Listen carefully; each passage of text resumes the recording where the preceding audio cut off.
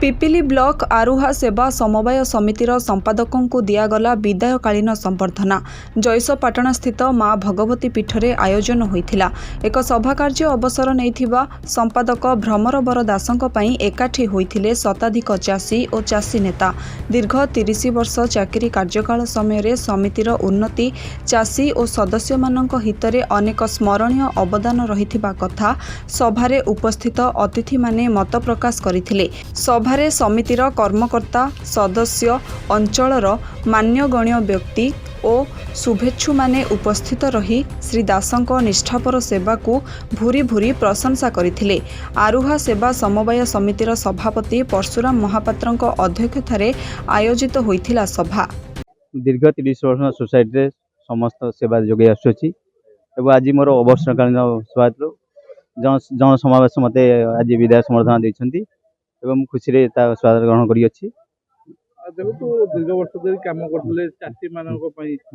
एबे मध्ये अवसर परे पूरी चासी माने चाहू जे आपण ता पई कोन सेवा करी। निश्चित मु सेवा मु जेते दिन पर बंचिथिबी चासी मानक सेवा सेपन करी आछी मोर लक्ष्य। समवाय क्षेत्र रे आरुहा सेवा समवाय समिति पुरी जिला हो कि ओडिशा हो सेठी गोटे अग्रणी सेवा समवाय समिति हेकि रहइबो सेही चेष्टा रो फलस्वरूप आज ये संवर्धना सभा गोटे वार्ता जीवा दरकार सारा राज्य को जे गोटे छोटिया संस्था सेवा समवाय समिति तार संवर्धना सभा जमी आपण मैंने आज शह शह चाषी आज उपस्थित होती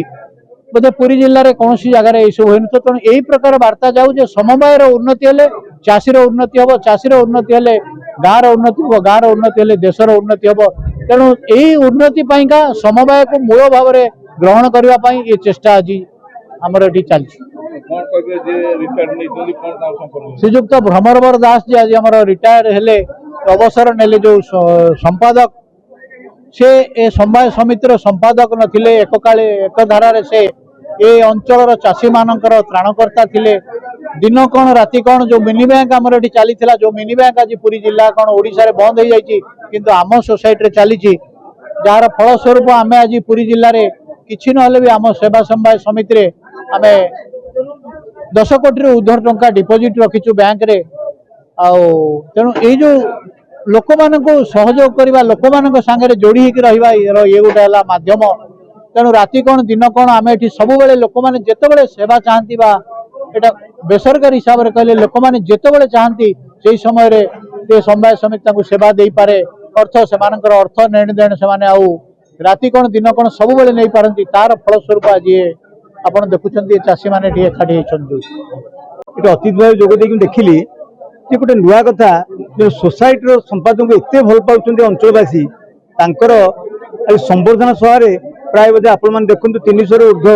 चाषी एवं समवाय भी एकाठी होती से अंचल प्रति भल पाइबा थिला एवं समवाय आंदोलन को से व्यापक करते जो आज आरुहा कोऑपरेटिव सोसाइटी अग्रणी सोसाइटी भूमिका नहीं चाषी मैंने से सेवा पाई से आदर आग्रह अच्छी से आज आसते समस्ते संबोधित करने भारी खुशी लगुच जड़े संपादक सोसाइटी संपादक एमती गोटे विद्यालय में एत भल संवर्धना सभा हो पार ना किंतु जड़े सोसाइटी संपादक एत भल पाँच लोक जो आज ये सुंदर भाव में आज संबोधित करने आज माने चाषी बुढ़ा ठार टोका पर्यटन चाषी समस्त समझौता होती भाव बहुल भाव विहुल परिवेश सृष्टि होती भाव प्रवणतार गोटे परिवेश सृष्टि होती आज जड़े संपादक को आज विदाय दि जाए ये कम कथा नुहे। ब्यूरो रिपोर्ट ONA खबर।